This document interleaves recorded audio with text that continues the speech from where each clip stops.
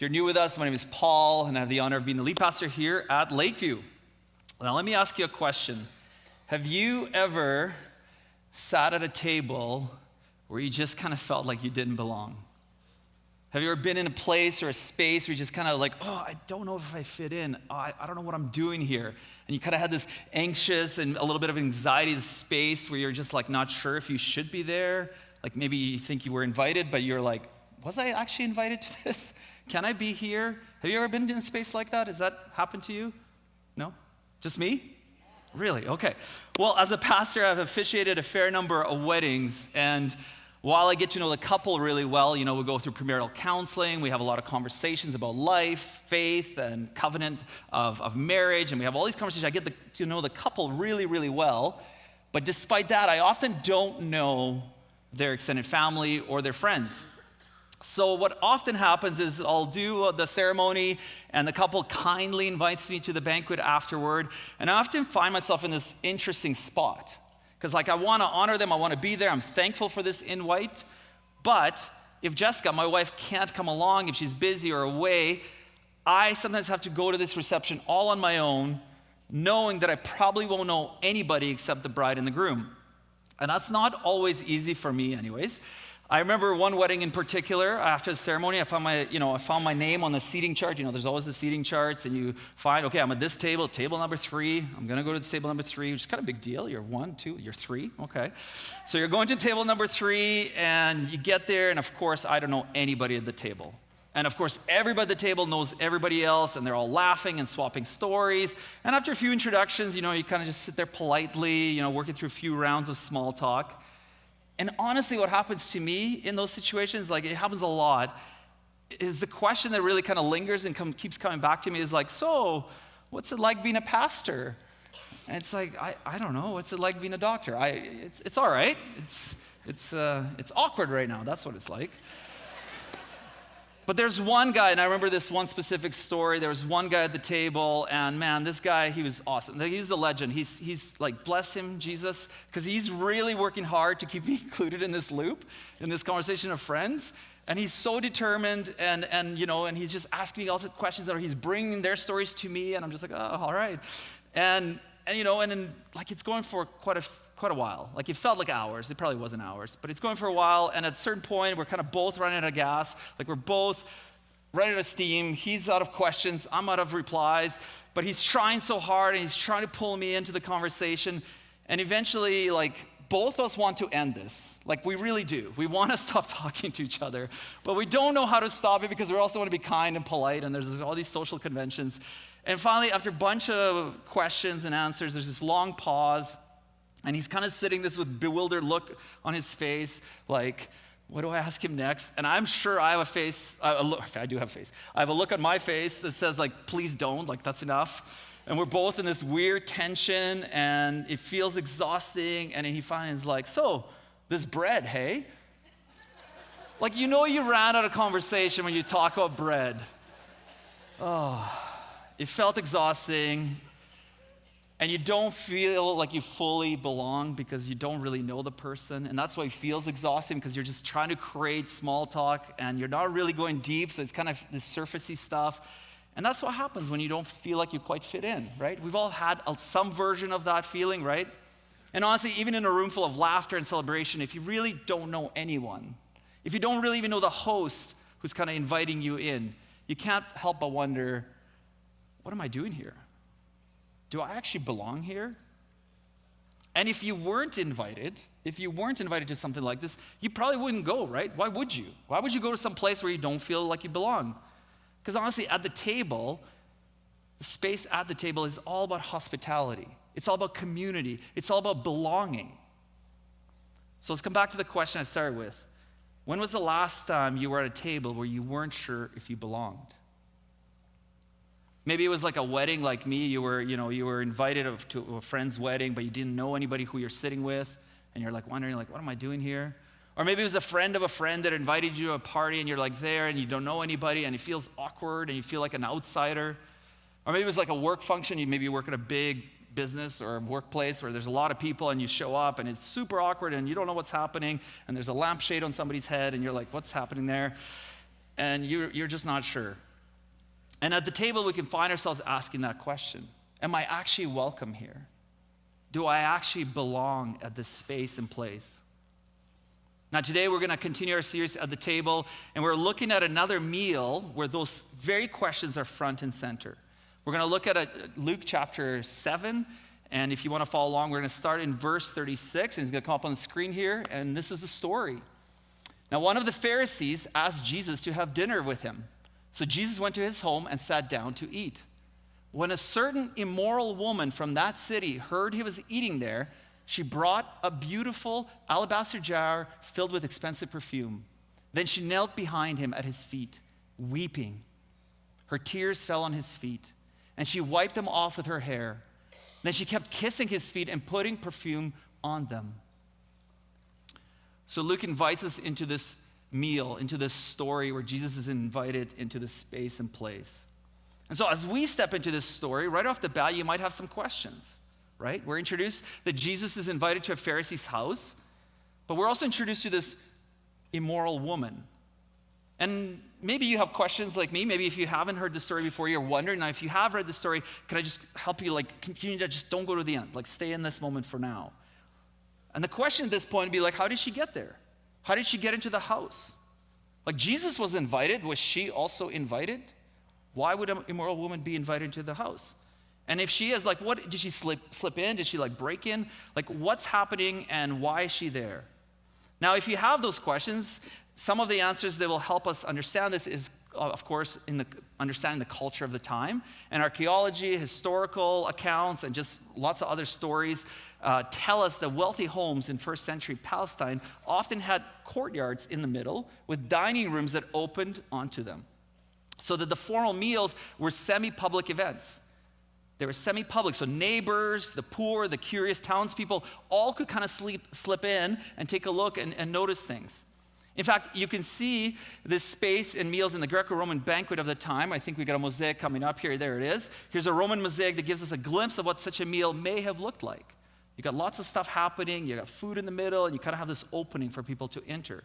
So outsiders could wander in, watch, and sometimes even join the conversations. That was normal.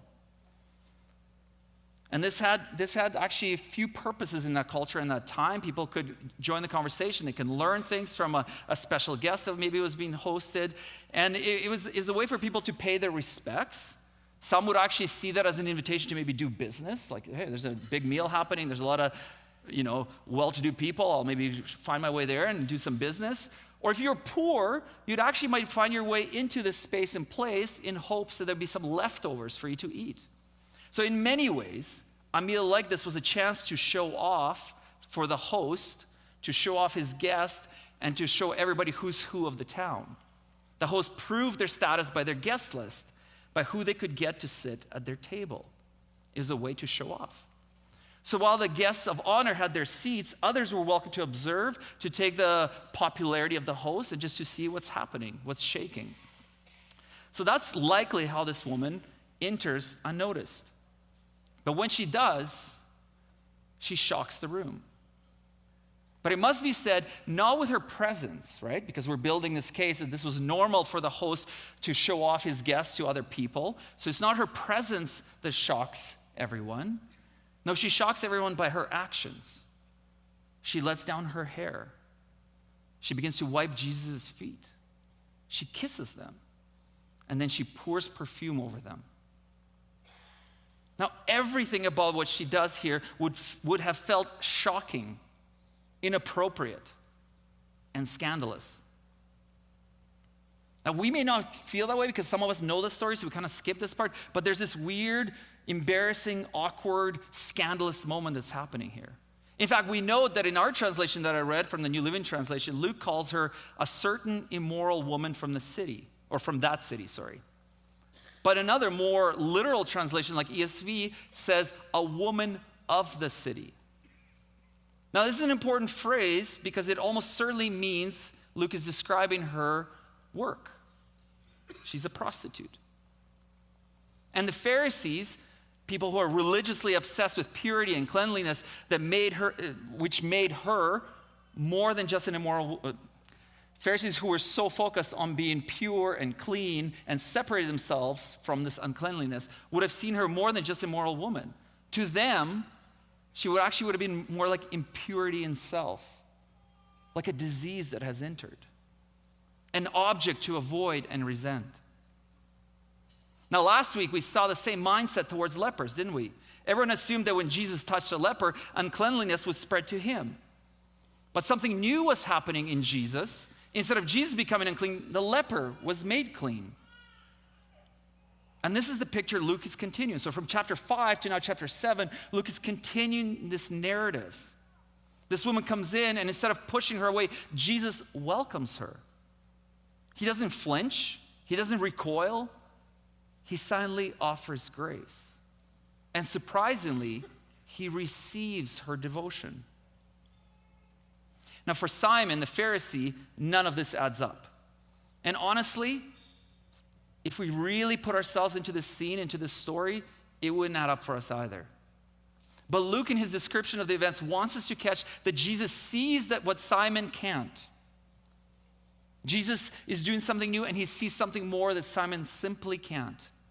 Jesus sees not just her shame, not just her reputation, not just her occupation, not just her brokenness. He sees her. It's as if grace is always Jesus' posture towards the hurting. Now, on this side of the cross, we as Christians certainly love grace, right? Like we talk about grace all the time, like it's really important to mention. We too, I would suspect, don't recoil from this story, and we don't because partly, if you grew up in the church, we know where it's going. We know that Jesus is gracious. We know that he will offer forgiveness and peace. We know this about Jesus. We love grace. We love grace stories, as we should. We often tell one another, I was lost, but now I'm found. I was broken, but now I'm whole. These are amazing stories of grace and restoration and renewal. And these stories are beautiful, and we should celebrate them. So this is not a knock on them at all. This is amazing. But what happens here in Luke 7 is far more startling than we often read at first glimpse. It's not a tidy, neat story. It's not straightforward, and there's much more going on that Luke wants us to understand and to actually notice. This woman pours out her devotion in a way that stuns the room. She lets down her hair. Now, Luke includes this in the story so we don't miss something. Now, of course, 2,000 years removed, we kind of like, okay, if you have hair, you can let it down. You're like, what's the big deal? But Luke is actually mentioning this specifically because in that culture, this gesture is reserved for the most private of moments. It's often something you do in the bedroom. It's an intimate act. And then she wipes Jesus' feet with her hair.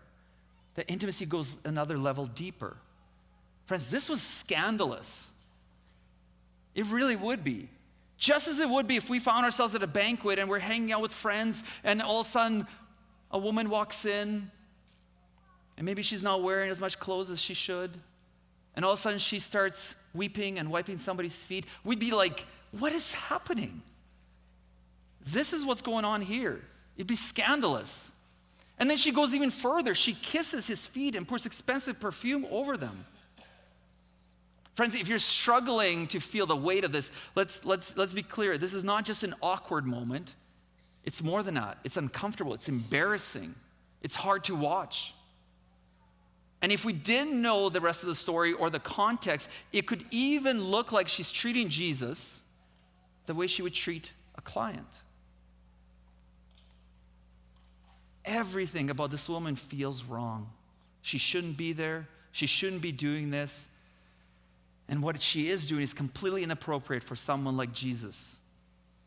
Or so it seems.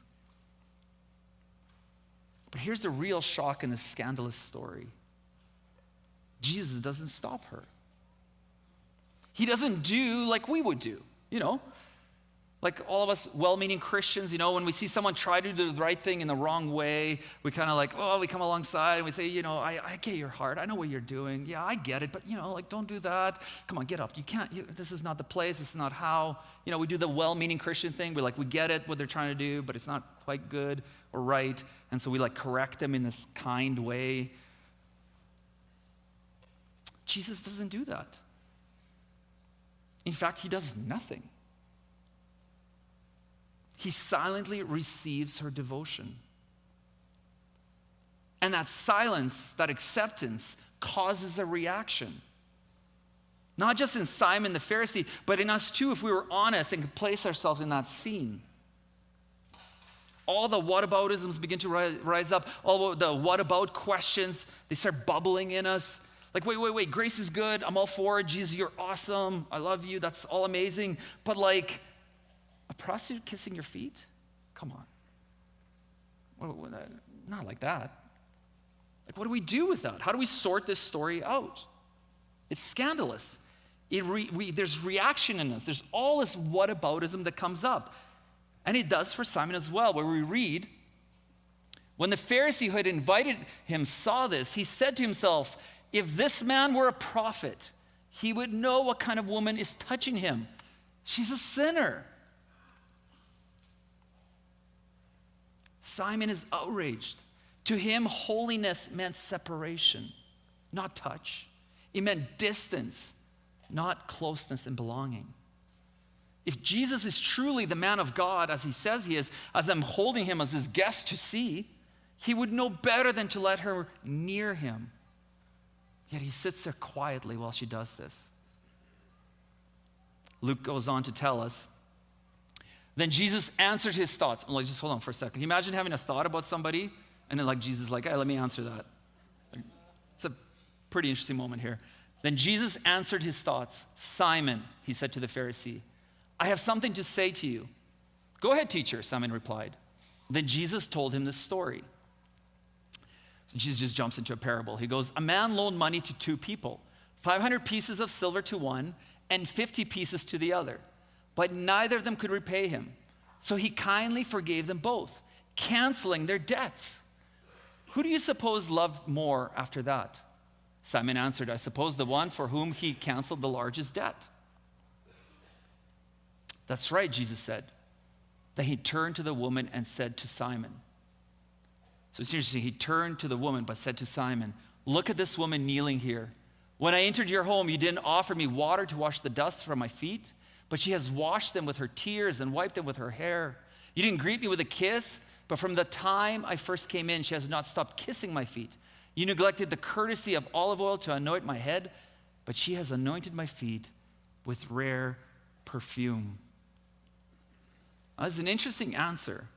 You see how Luke is showing us something we can't actually afford to miss, and we may actually not notice as well because, again, we're culturally removed.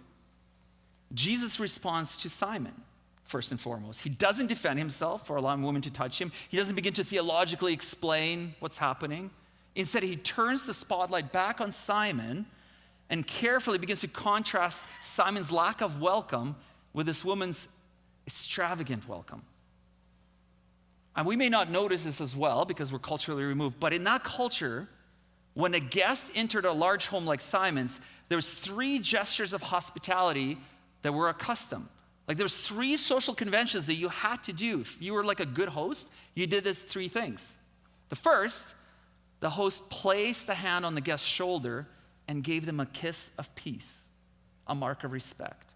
Second, because the roads were dusty and sandals gave little protection, your feet were dusty and gross, cool water would be poured over your feet to cleanse and refresh them. And third, a pinch of incense would be burnt or a drop of perfume placed on the guest's head as a mark of honor. Jesus holds Simon against this standard, against these social conventions as the requirements of hospitality. He says, this is the requirement. And he calls him out. He says, you gave me no water for my feet, but she washed them with her tears. You gave me no kiss, but she hasn't stopped kissing my feet. You didn't anoint my head, but she poured perfume on me. Simon didn't do what a host should do. See, we can look at that passage and kind of be like, oh, okay, yeah, well, I guess that would have been nice, Jesus, if Simon did this. But this is actually a requirement. This is a standard. This is a social convention. So Jesus doesn't answer his closeness to the woman. He turns to Simon and begins to point out that you, Simon, this respected host, offered me nothing. The woman, despised sinner, gave everything. At first, the whole story looks like a scandal of morality, right? Like if we just read the story at first, you're like, oh, it's a whole morality lesson here. Immoral woman touching, kissing Jesus. But Luke wants us to see that this story is really about hospitality. He doesn't want us to miss the irony and the reversal playing out before our eyes. He doesn't want us to miss this moment. Simon invited Jesus, but only for social status. Simon's hospitality is shallow. It's performative. It's curated. It's a shadow. It's false welcome. The woman, on the other hand, embodies true hospitality. It's costly. It's messy. It's intimate. And it's overflowing. And Luke wants us to feel that shock. The real host of this meal isn't Simon the Pharisee. The real host of this meal is the woman. And this is actually where her implied profession really matters in this story. She's called a woman of the city, meaning, as we said, almost likely a prostitute. And this really matters to the story. It's not just a throwaway insult or statement. Luke wants us to grapple with this. Because what is prostitution at its core? It's counterfeit hospitality. It mimics intimacy, but strips away dignity by objectifying and commodifying, by holding someone as an object to use, to abuse, and to disregard. Prostitution mimics hospitality. It's counterfeit. True hospitality, by contrast, is meant to be about intimacy that brings about dignity. Yet Simon, the respectable Pharisee, offers none of it. The woman, whose life suggests prostitution, is the one who shows true hospitality. In this story, the roles are completely reversed. Jesus is turning things upside down. Simon's polished invitation is unmasked as false, mimicking intimacy, stripping away dignity, and in the end, Simon is using Jesus as a show and tell object. Yet the woman, in her scandalous act, turns out to be the real thing. She's the one who truly welcomes Jesus. Jesus looks at Simon and essentially says, I may be in your house. I may be in your house, but she's my host. At the table, ordinary moments become extraordinary when hospitality offers dignity and a sense of belonging. At the table, we have an opportunity to see people for who they really are. People offering dignity or stripping you of dignity. When we are good hosts, we have the opportunity to see one another not as issues, not as an object to use or malign, not as a label, but offering each other the dignity we deserve as image bearers of God. You see, following Jesus means refusing to turn people into objects or categories. It means rejecting every temptation to commodify or objectify someone. For Simon, hosting Jesus was all about a show. Look, everyone, look who's at my table. This guy that's walking around and everybody's talking about him. I got him, he's my guest. Everyone check it out. Ooh, there's a woman touching him. Simon's table parodied hospitality. It didn't offer it. But Jesus flips the script and exposes it. N.T. Wright, a known scholar, puts it this way in regards to this passage. The Pharisee, Simon, has never come to terms with the depths of his own heart, and so doesn't appreciate God's generous love when it sits in person at his own table. For Luke, true faith is what happens when someone looks at Jesus and discovers God's forgiveness, and the sign and proof of this faith is love. The woman saw Jesus and knew she needed to be near him. She discovered forgiveness, belonging, and could not resist coming to him, weeping for all who she was. In full hospitality and welcome, pouring out devotion and love on Jesus. So the surface in this, or the question that surfaces in this story for us is, what does our hospitality reveal? What does my hospitality reveal? Are we suspicious of people? Do we suspect and objectify them? That person likes this or doesn't like this. Have we been good hosts? I mean, the question is, have I been a good host? Have I welcomed Jesus into my house? Have I welcomed Jesus into my house only to neglect him? Or worse, to use him, to commodify him for my politics, my friendships, my ideologies? And here's the sobering truth. If, like Simon, I cannot see the image of God in the sinful woman, if, like Simon, I cannot see the image of God in someone I think is on the outside, who doesn't belong, if I can't see the image of God in that person who I have vilified, objectified, commodified, if I can't see the image of God in that person, I will miss seeing the image of God in Jesus himself sitting at my table. If we know the God story, we know that Jesus continues to flip the script constantly like this. He does what we don't expect. We have rules, we have organizations, we have, tight boundaries. We want to make things to work a certain way. And some of it is for our good. We don't throw it all out. Some of it is for our good. But Jesus pushes us to see a grace that's bigger than we can understand, and maybe bigger than we can offer. The Israelites waited for a conquering warrior Messiah who would kill the enemies of Israel. And yet Messiah dies instead. The Messiah dies instead of killing. Resurrection is the defeat of death through death itself. He keeps flipping the script. And nowhere else is it more clearly seen than at the Lord's table. In communion, Jesus extends to us the ultimate welcome, not because we earn it, not because we deserve it, but because his grace makes room for us. His grace says, you belong. His grace says, you can come to the table and you will experience forgiveness. I will not recoil. I will not push away. I will not say, I can't touch, no touch. You belong. And through his death and resurrection, Jesus in communion becomes the host. At communion, he offers himself as the bread of life and the cup of the new covenant.